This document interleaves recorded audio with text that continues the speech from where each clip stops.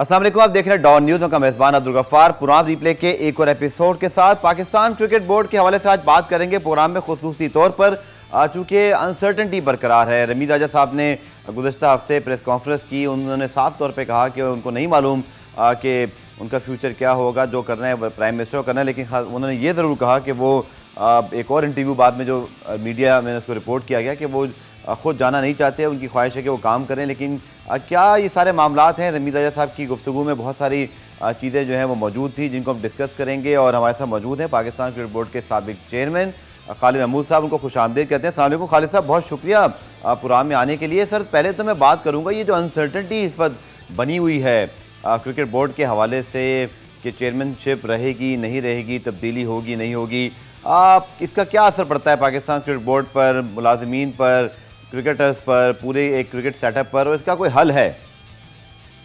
बहुत शुक्रिया। आपके सवाल का बड़ा सीधा सादा वाज़ेह जवाब ये है कि इस किस्म की गैर यकीनी सूरत हाल का असर जो है हर चीज़ पे ख़राब पड़ता है। इदारे पे ख़राब पड़ता है, क्रिकेट के खेल पे ख़राब पड़ता है, मुलाजमीन पे ख़राब पड़ता है, और ख़ास तौर पे बाहर की जो दुनिया है जहाँ पे हमारे क्रिकेट बोर्ड के अहदेदार, चेयरमैन, चीफ एग्जीक्यूटिव वगैरह मीटिंग के लिए जाते हैं, वहाँ पे काफ़ी जग हसाई सी होती है और वो समझते हैं कि इनका तो कोई निज़ाम ही कोई नहीं है। जैसे ही सियासी निज़ाम बदलता है वैसे ही क्रिकेट का सरबराह भी बदल जाता है, और वो हक़ बजानिब भी हैं ये बात करने में। आपको याद होगा कि ख़ास तौर पे पिछली 2 दहाइयों में, यानी आप कह लें कि नई सदी जब से आई है, तो ये खींचा तानी का सिलसिला जो जारी है।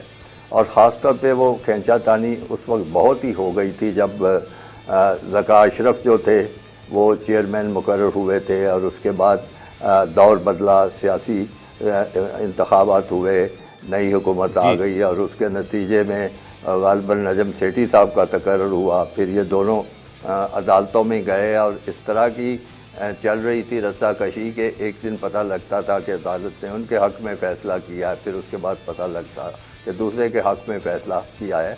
तो ये सिलसिला जो था वो काफ़ी देर तक इसी तरह चलता रहा।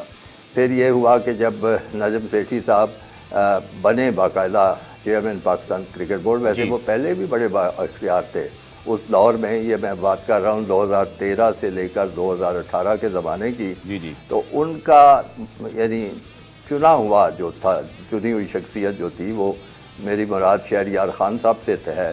वो बनाए गए चेयरमैन पाकिस्तान क्रिकेट बोर्ड, और नजम सेठी साहब जो थे वो कोई गालिबन चेयरमैन एग्जीक्यूटिव कमेटी थे या कुछ इस किस्म का अहदा था। तो तमाम का तमाम या अक्सर इख्तियार, आप यूँ इख्तियार कह लें कि उनके पास था। फिर उनके जब 3 साल पूरे हुए, फिर नजम सेठी साहब दोबारा बने चेयरमैन, और 2018 तक वो चले। फिर इलेक्शन हुआ, फिर हुकूमत बदली, तो उनको वो भी नहीं जाना चाहते थे। उनका भी ख्याल था कि उनको मौका मिलना चाहिए कि अपना 3 साल जो है टेन्योर वो पूरा करें, लेकिन ऐसा नहीं हुआ। और PTI की हुकूमत ने एहसान मानी साहब को का तकर्रर किया। फिर उनके 3 साल पूरे हुए, वो भी शायद कुछ इस ख्याल में थे कि अभी उनका काम मुकम्मल नहीं हुआ। फिर रमीज़ राजा साहब जो थे उन्होंने कुछ भाग दौड़ की और वो बन गए। ये तमाम की तमाम यानी कोई खुशाइन चीज़ें नहीं हैं, बल्कि खासा बदमज़ा करने वाली चीज़ें हैं। और इस तरह का मामला दूसरे क्रिकेट बोर्ड में नहीं होता, हमारे क्रिकेट बोर्ड में भी नहीं होता। मैं आपको ये वजाहत कर दूं कि कभी अच्छे ज़माने भी थे हमारे क्रिकेट पर, खेल पर, क्रिकेट बोर्ड पर। और मैं 3-4 मिसालें आपको देना चाहूँगा आपके सुनने वालों के लिए। मैं मिसालें देता हूँ, मसलन जस्टिस कार्नेलियस साहब भी एक ज़माने में क्रिकेट बोर्ड की सरबराही करते रहे। बिल्कुल बईद कियास है और नामुमकिन चीज़ है कि उन्होंने कोई भाग दौड़ की होगी या लॉबी की होगी। फिर जिन साहब के साथ मैंने काम किया था 70 की दहाई में बतौर सेक्रेटरी क्रिकेट बोर्ड, वो थे अब्दुल हफीज़ कारदार साहब, और मुझे पता है कि उनको किस तरह सरबराह बनाया गया।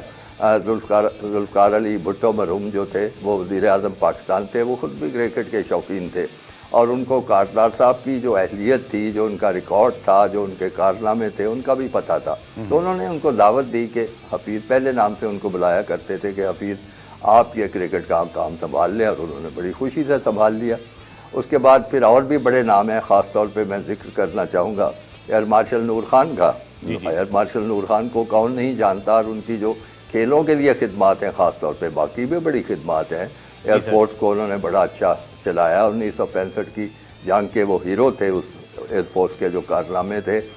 लेकिन जो स्पोर्ट्स में उनका काम है वो तो भूलने वाला है ही नहीं। हॉकी में जो कुछ उन्होंने अचीव किया वो सबके सामने है, फिर स्क्वाश में जो कुछ किया, फिर क्रिकेट में। अब क्रिकेट में कोई एक साहब आके मुझे बता दें, आप पुराना रिकॉर्ड देख के बता दें कि एयर मार्शल नूर खान क्रिकेट बोर्ड की सरबराही के लिए भाग दौड़ कर रहे थे। मैं समझता हूँ कि बड़ा ग्रेसफुल ये होता है, और इसको जिस तरह से लेने की तगदो आजकल के ज़माने में शुरू हो गई है, मैं तो कम से कम ना इसके हक़ में हूँ, ना इसके लिए कोई तारीफ़ी कलमात कह सकता हूँ।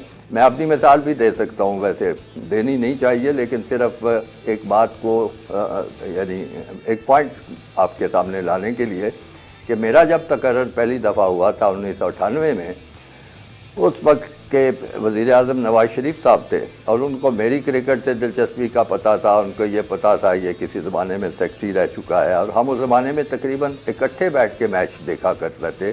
फिर उसके बाद मैं लाहौर क्रिकेट का भी इंचार्ज रहा, फिर लाहौर में मैच भी करवाया करता था। फिर मैं मुख्तलिफ जो पाकिस्तान टीम के दौरे थे, कम से कम 3 दौरे, उन पर मैं बतौर मैनेजर गया, जिसमें 92 का मशहूर दौरा था इंग्लैंड का। फिर जनूबी अफ्रीका पहली दफ़ा टीम गई, मैं उसका मैनेजर था। फिर वेस्ट इंडीज़ का बड़ा मशहूर दौरा था, जिसमें वो बड़े अहम वाक़यात भी पेश आए। उनको तमाम चीज़ों का पता था। तो मैं किसी सिलसिले में, कोई सरकारी मामले के सिलसिले में उनसे मुलाकात के लिए गया इस्लामाबाद में। जब फ़ारग हो गया तो वो पूछने लगे कि क्या प्रोग्राम है आपका। मैंने कहा मेरा लाहौर जाने का है प्रोग्राम।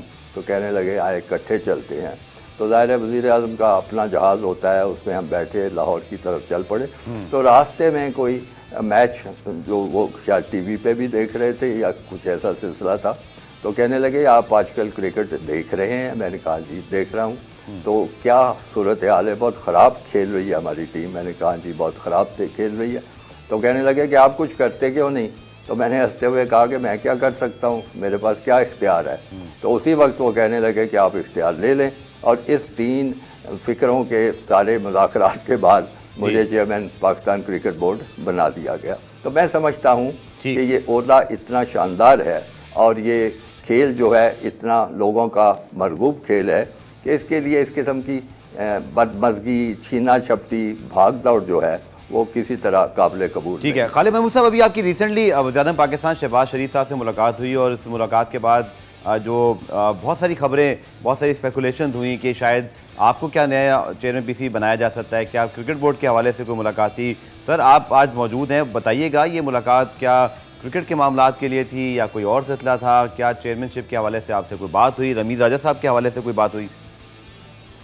जी बहुत शुक्रिया। मैं ये इस मुलाकात के बारे में बताते बताते तकरीबन मैं थक चुका हूँ। इतनी दफ़ा बता चुका हूँ, और मैंने ये भी बताता हूँ कि मेरी क्रिकेट के अलावा भी कुछ हैसियत रही है, लेकिन लोग बिल्कुल उसको नज़रअंदाज कर लेते हैं। तो आप चूँकि सवाल पूछ रहे हैं, तो इसलिए मैं वो बातें जो कि ज़्यादा नहीं किया करता वो भी करने लगा हूँ। और वो बात ये है कि मैं अपनी सरकारी हैसियत में मुख्तलिफ़ अच्छे ओहदों पर रह चुका हूँ। उनमें से एक ओहदा था director general civil services academy. ये वो होता है जहाँ पे लोग जो पाकिस्तान के बच्चे बच्चियाँ मुकाबले का इम्तहान दे के आते हैं, सिलेक्ट होते हैं, मुंतखब होते हैं, और वो वहाँ पे उनकी तरबियत होती है। वहाँ मैं तकरीबन 3 साल उस अदारे का सरबराह रह चुका हूँ। और इस हैसियत में मुझे मेरा ख्याल है काफ़ी जो उस ज़माने की जो सरकारी अफसरान तरबियत पा के निकले हैं, उनसे ख़ासा रब्ता भी रहता है। उनके मामलात का भी मुझे इल्म होता है, उनके मसाइल का भी मुझे इल्म होता है। तो वो चंद चीज़ें थी जो मैं वज़ीर आज़म के गोशगुजार करना चाहता था कि जो सरकारी अफसर या मुलाजिम होता है वो रियासत का मुलाजिम होता है। वो ये नहीं होता कि उसकी तवक्को की जाए कि किसी ख़ास सरकार से उसकी वफ़ादारी होगी या किसी सियासी जमात से वफ़ादारी होगी। तो अच्छे अफसर की कदर भी करनी चाहिए और उसका इस्तेमाल भी करना चाहिए। आपने देखा होगा कि एक बहुत अच्छे अफसर थे आहत खान चीमा, जिन्होंने बड़े अच्छे काम किए हैं, कोई इसमें शक नहीं। और बेबुनियाद इल्ज़ामात लगा के बेचारे 2-3 साल जो थे वो हम कैद में उन्होंने गुजारे। तो मेरा ख्याल था कि इस तरह की चीज़ों से परहेज़ करना चाहिए। मैंने बड़ी तफसीली इस मामले में वज़ीर आज़म से बात की, उन्होंने तो क्रिकेट पे कोई बात हुई जी? क्रिकेट पे कोई बात हुई आपसे? क्रिकेट पे हुई जी, क्रिकेट पे भी हुई। बाद में जब जिन मौज़ूआत पे मैं बात करना चाहता था वो बात हो चुकी, फिर उसके बाद क्रिकेट पे भी बात हुई। तो इसमें मैंने कहा वो जवाब सवाल मुझसे पूछ रहे हैं कि बड़ी कोई गैर यकीनी कैफियत है और ये है और वो है, तो मैंने कहा कि क्या आप कोई तब्दीली करने जा रहे हैं या कि ये वो। तो उन्होंने मुझे कहा कि आपके ख्याल में क्या होना चाहिए, क्या तब्दीली होनी चाहिए कि जैसे ही दौर बदले या सियासी हुकूमत बदले तो क्रिकेट बोर्ड की सरबराही भी बदलनी चाहिए। तो मेरा वाज़े और दो टोक मौक़िफ़ था जो मैंने अभी आपके चैनल पे भी दिया है कि मैं समझता हूँ कि जिसका टेन्योर है उसको वहाँ पे कायम रहना चाहिए। हाँ, ये एक और सूरत है कि अगर वो इस तरह का उसका काम है या उसके मामलात हैं या हुकूमत की जो सोच है वो फ़र्क है और क्रिकेट का सरबराह उस सोच पे पूरा नहीं उतर रहा, तो फिर ज़ाहिर जो कॉम्पिटेंट अथॉरिटी है यानी वज़ीर आज़म जो सरपरस्त हैं उनको हक़ हासिल है कि वो इस पर बदल सकता है। तो उन्होंने मेरी बात सुन के मुझसे इत्तफ़ाक़ भी किया। चले उन्हें कहने लगे कि जब कोई ऐसी नौबत आएगी तो फिर मशवरा करेंगे। बस क्रिकेट पे ये बात हुई थी। बाकी ठीक है खालिद साहब, हमें क्विक ब्रेक प्रोग्राम में शामिल करने का कलामी माफ ब्रेक से इस मुलाकात और फिर क्रिकेट बोर्ड के जो मामला डोमेस्टिक क्रिकेट के मामला हैं, इसी तरह रमीज़ आज़ाद साहब की कुछ पॉलिसीज़ हैं जो खान साहब की गवर्नमेंट से चलती आ रही हैं, क्या वो तब्दील हो सकती हैं, होनी चाहिए। पूरी सूरत हाल बड़ी कॉम्प्लेक्स है। खालिद साहब की एक्सपर्ट ओपिनियन हासिल करेंगे इस शॉर्ट ब्रेक के बाद। प्रोग्राम रिप्ले में खुशामदीद। पाकिस्तान क्रिकेट बोर्ड के साबिक चेयरमैन खालिद महमूद साहब इस वक्त हमारे साथ मौजूद है। खालिद साहब ने बड़ा इंपॉर्टेंट पॉइंट रेज किया था ब्रेक से पहले कि अगर हुकूमत की पॉलिसी या उनका कुछ क्रिकेट बोर्ड के हवाले से मौक़िफ़ या उनके प्लान्स कुछ अलग हों और क्रिकेट बोर्ड के मामला कुछ अलग उस सरबराह के चल रहे हों। अब ये हमने देखा कि खान साहब जो प्रीवियस हमारे प्राइम मिनिस्टर थे और रमीज़ आज़ाद साहब को लेकर आए थे, उनकी एक सोच थी डिपार्टमेंट क्रिकेट ख़त्म करके रीजन्स लाने की, उन्होंने पूरी कर दी। अब खबरें कुछ ऐसी आ रही हैं कि इस हुकूमत की मुख्तलिफ सोच है। सो ऐसे में तो बड़ा मुश्किल हो जाएगा इन मौजूदा चेयरमैन का और क्रिकेट बोर्ड का और फिर ऑब्वियसली गवर्नमेंट का एक साथ चलना। तो आपको कोई हिंट हुई शहबाज साहब से बात करके, वज़ीर साहब से, कि वो क्या चाहते हैं डोमेस्टिक क्रिकेट के हवाले से? ये बहुत अहम पॉइंट है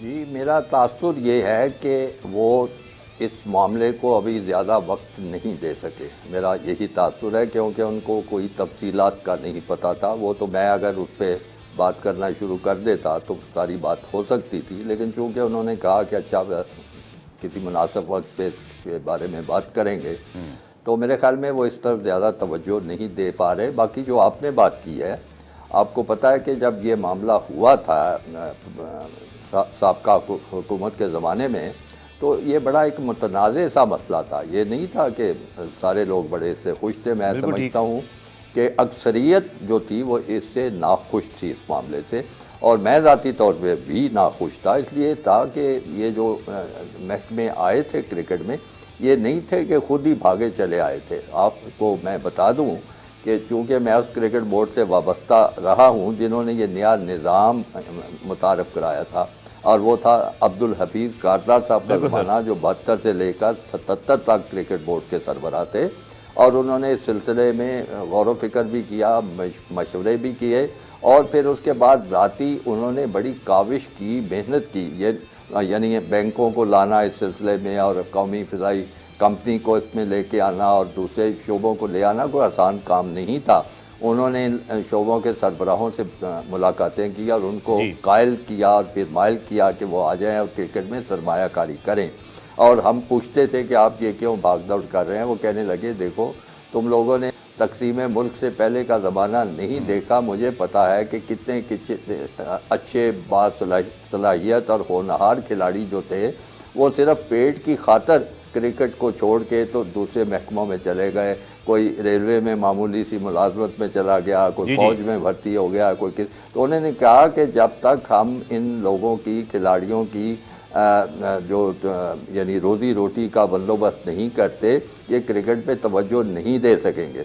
हम मिसालें उस वक्त भी आती थी कि जी ऑस्ट्रेलिया में क्या है और इंग्लैंड में क्या। उन्होंने कहा देखिए उनका निज़ाम 200 साल पुराना है और उसमें इतनी ज़्यादा हो चुकी है डेवलपमेंट के वहाँ पे फिर स्पॉन्सरशिप मिलती हैं खिलाड़ियों को, जो भी अच्छा खेलने वाला है उसको स्पॉन्सर किया जाता है। फिर उनके अपने क्लब जो हैं, उनके काउंटीज़ जो हैं, अदारे हैं, वो भी बड़े मजबूत हैं और वो उनके पूरे बंदोबस्त करके रखते हैं। यहाँ पे अभी वो कल्चर नहीं आया, ज़माना नहीं आया, इसलिए हमें मजबूरन इन अदारों को लाना पड़ेगा, इनका किरदार इनको देना पड़ेगा और इसका फ़ायदा हुआ। और हम बिल्कुल मैं तस्लीम करता हूँ कि उनकी सोच का, उनकी स्कीम का मुल्क को बहुत फ़ायदा पहुँचा। आप देखें ना, 70 की जो टीम बनी वो बहुत शानदार थी उस ज़माने की, फिर 80 में वो टीमें चलती रहीं, आगे चाह के भी हुआ, फिर 92 में वर्ल्ड कप भी जीता गया।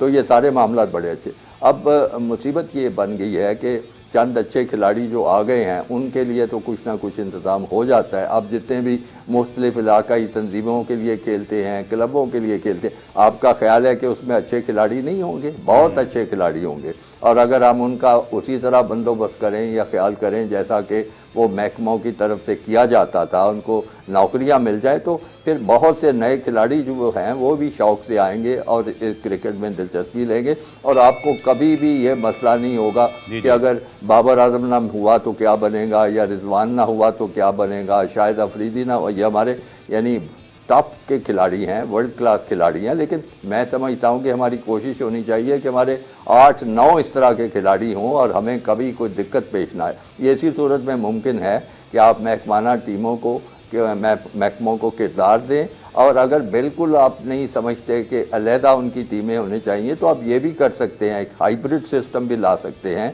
कि मुख्तलिफ महकमों के ज़िम्मे मुख्तलिफ इलाकाई तंजीमें कर दें। किसी महकमे के ज़िम्मे कराची की टीम कर दें, किसी के ज़िम्मे लाहौर की कर दें, पेशावर की टीम कर दें, मुल्तान की टीमें कर दें। उन्हें कहें जी आप इनमें पैसे भी लगाएं, इनके लिए नौकरियों का इंतज़ाम भी करें, सरमायाकारी करें और टीमों की जो बेहतर निगहदाश्त और बेहतर मैनेजमेंट है वो करें, उसका भी फ़ायदा हो सकता है। लेकिन एकदम बैठे बिठाए उनको फारग कर देने से मेरा ख्याल है वो अच्छा फैसला। अच्छा, क्रिकेट बोर्ड का सर जाती बात है, ये उस बारे में ये कह सकते हैं कि अभी उन्होंने रिसेंटली तकरीबन समझ लीजिए 1 लाख यकमुश्त जो है वो बढ़ा दिए तमाम क्रिकेटर्स के, लेकिन 200 क्रिकेटर्स हैं तकरीबन जिनको हम सेंटर कॉन्ट्रैक्ट देते हैं, बाकी फिर रीजन्स के अंदर आते हैं। डू यू थिंक कि इससे क्रिकेट आगे बढ़ेगी? देखिए जी, रीजन असल में तो आपकी जो नर्सरी है ना, वो तो रीजन्स के पास ही है ना, क्लबों के पास ही है, इलाकाई तंजीमों के पास है। अगर वहाँ पे इब्तदा में ही जो आपकी नर्सरी है उसको उगने का, फलने फूलने का, तनावर दरख्त बनने का मौका नहीं मिलता, तो न जाने कितने बासलाहियत खिलाड़ी जो हैं वो दिल बर्दाश्ता होकर चले जाएंगे। आप देखिए ना, दूसरी खेलों का हाल देखें। हॉकी में किसी ज़माने में कितनी ज़बरदस्त हमारी टीम होती थी, कितने हमने वर्ल्ड कप जीते, ओलंपिक्स भी जीता, सब कुछ किया। अब वो कहाँ है वो हॉकी की टीम गई? जाहिर है कि उसकी वो सरपरस्ती नहीं हो सकी, उसके क्लबों को का किसी ने ख्याल नहीं किया। किसी ज़माने में फैसलाबाद में, गोजरा में हॉकी के मरकज़ होते थे और बहुत अच्छे अच्छे खिलाड़ी वहाँ से निकल के आते थे। तो अगर कोई कौन सा इनकलाब आ गया है कि ये सब कुछ हो गया? वजह सिर्फ यही है कि जितनी सरपरस्ती हॉकी की गई थी किसी ज़माने में और उसके नताइज भी आए थे, वो नहीं की जा रही। यही हाल क्रिकेट का। अगर आप क्रिकेट को बिल्कुल कोई उसका ख्याल ना करें, उसको अपने हाल पे छोड़ दें। अब क्रिकेट से मुराद ये नहीं है कि क्रिकेट बोर्ड। मुझे ब्रेक लेना है, ब्रेक से वापस आकर फिर जो है वो कुछ सवाल नेशनल क्रिकेट के मामला पर हैं, जैसे कि भारत अगर IPL करवा रहा है, विंडो ज़्यादा। रमीज राजा साहब ने इस हवाले से बयान दिया, आपकी राय लेंगे इस शॉर्ट कमर्शियल ब्रेक के बाद। प्रोग्राम रिप्ले में खुशामदीद, खालिद महमूद साहब हमारे साथ मौजूद हैं। खालिद साहब, रमीज राजा साहब ने एक और बात की कि जो IPL की लॉन्ग विंडो है और IPL ने अब $6 बिलियन की जो है वो स्पॉन्सरशिप ली है, पूरी दुनिया के क्रिकेटर्स वहाँ खेलते हैं। वो कहते हैं जी इसकी लॉन्ग विंडो पर हम ज़रूर बात करेंगे और दबंग अंदाज से बात करेंगे। माजी में हमने देखा कि ऐसी कुछ चीज़ों का फ़ायदा हुआ नहीं। पाकिस्तान क्रिकेट बोर्ड को आपको क्या लगता है, क्या इस तरह के मामला में उलझना चाहिए या हम अपनी PSL को तगड़ा करें? देखिए, बात ये उलझने की नहीं है, बात अपने हकूक़ की खातर खड़ा होने की है, हकूक़ की खातर लड़ने की है। और मैं तो आपको बता चुका हूँ कि मैं ऐसे क्रिकेट बोर्ड के साथ वाबस्ता रहा हूँ जो कि बिल्कुल, जैसे ये तो नहीं मैं कहता तलवार लेके खड़े हो जाते थे, लेकिन बड़ा सख्त दिफा करते थे अब मुल्क का। मुझे बताने दीजिए कि जनूबी अफ्रीका उस वक्त बहुत बड़ा इशू था। कारज़ार साहब जो थे जब सरबराह, तो मुझे उन्होंने कहा कि इनको ख़त लिखो, ये कोई ऑस्ट्रेलिया की या कोई टीम वहाँ जा रही थी। उन्होंने कहा अगर ये सूरत हाल है तो हमारे लिए बड़ा मुश्किल होगा इस सारे माहौल में रहना, बहुत सख्त किस्म का था। मैंने कहा भी इतना सख्त करना, उन्होंने कहा नहीं, ये असूल की बात है। एक तरफ ये लोग उसको नस्ल परस्ती की वजह से बुरा भला कहते हैं और फिर उनके साथ क्रिकेट खेलने चले जा रहे हैं, तो वो फिर वो नहीं, दौरा नहीं हो सका था। तो इसमें बड़ी सख्त मौक़िफ़ पाकिस्तान। सर हमारा क्या मौक़िफ़ होना चाहिए ICC प्लेटफॉर्म पर ये जो IPL वाला मामला है? जी, हमारा मौक़िफ़ होना चाहिए कि ICC हो चाहे ओलंपिक कमेटी या इंटरनेशनल, उन सब का कहना है कि सियासत और खेलों को इकट्ठा रखा जाए।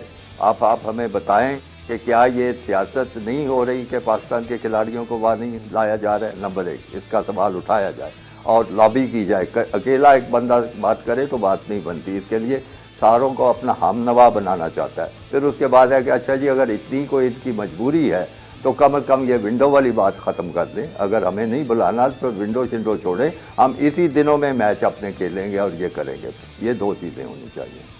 ठीक है। अब भारत के साथ रिलेशनशिप जो है सर, आपको पता है सियासत की वजह से बहुत ही पीछे चले गए हैं। पाकिस्तान तो हमेशा खेलना चाहता है, लेकिन ICC आप समझते हैं इसमें कोई रोल प्ले कर सकता है? वो कहते हैं ये गवर्नमेंट बायलैटरल सीरीज, बायलैटरल दोनों मुल्कों का मामला है, तो फिर ICC का तो सर यहाँ रोल बड़ा कम हो गया। और दूसरा, ICC के इवेंट्स में तो भारत खेल लेता है, वहाँ पॉइंट्स के लिए वहाँ सारे इनके जो इतराज़ात हैं वो पीछे हट जाते हैं, लेकिन बायलैटरल सीरीज़ के लिए मना कर देते हैं। तो ये भी तो एक दोहरा म्यार है और क्रिकेट का नुकसान है इसमें सर। ये दोहरा म्यार आपको, आप नज़र दौड़ाएं तो आपको सारी बैनुल अक़वामी सियासत में नज़र आएगा, चाहे अक़वाम मुत्तहिदा के मामला हों, चाहे के और इदारे हों, हर तरफ दोहरा म्यार है। अब हिंदुस्तान का मामला ये है कि उनका कॉर्पोरेट जो है सेक्टर वो बड़ा तगड़ा है और वो क्रिकेट को बेतहाशा सपोर्ट देता है। इसीलिए आप देखेंगे कि अक्सर ICC इवेंट्स जो हैं वो हिंदुस्तान के खाते में चले जाते हैं, क्योंकि वहाँ से पैसा आता है। और मुझे बड़ी अफसोस से कहना पड़ रहा है कि हमारे 2 फाउंडिंग मेंबर्स जो हैं, ऑस्ट्रेलिया और इंग्लैंड, वो भी पैसे की खातिर जो हैं बिल्कुल हिंदुस्तान के साथ साथ चलते हैं। ये तो नहीं मैं कहूँगा कि बिल्कुल उनके मुताबिक चलते हैं, लेकिन साथ साथ चलते हैं। तो इस सारी चीज़ को तोड़ना पड़ेगा, पाकिस्तान को तगड़ा मौक़िफ़ इख्तियार करना पड़ेगा, बात करनी पड़ेगी, वरना ये वही होगा कि जो हिंदुस्तान चाहेगा वही इंग्लैंड चाहेगा, वही ऑस्ट्रेलिया चाहेगा, और जो ये तीनों चाहेंगे वही ICC चाहेगा। तो ये क्रिकेट के लिए अच्छा मामला नहीं है सर। एशिया कप अगले साल हमें होस्ट करना है, भारत की टीम को इसमें आना चाहिए। पाकिस्तान को भी 2023 के वर्ल्ड कप के लिए भारत यकीनी तौर पर जाना होगा या जाना चाहिए, लेकिन सियासी मामला बहुत ख़राब हैं। भारत बहुत अरसे से पाकिस्तान आया नहीं, हमारा वहाँ जाना भी इतना आसान नहीं है। आप देखते हैं कुछ अगले साल ठीक ठाक इसमें जो है वो एक कॉम्प्लिकेशन आ सकती हैं, या आपको लगता है कि शायद मामला हल हो जाए? लगता तो ऐसे ही जैसे आसान नहीं होगा ये दोनों तरफ। जी, मैं इत्तफाक करता हूँ आपसे। जो इस वक्त जो मौजूदा हुकूमत है हिंदुस्तान में, मोदी साहब वज़ीर आज़म है और BJP की हुकूमत है और उनकी ज़हनियत सबको पता है।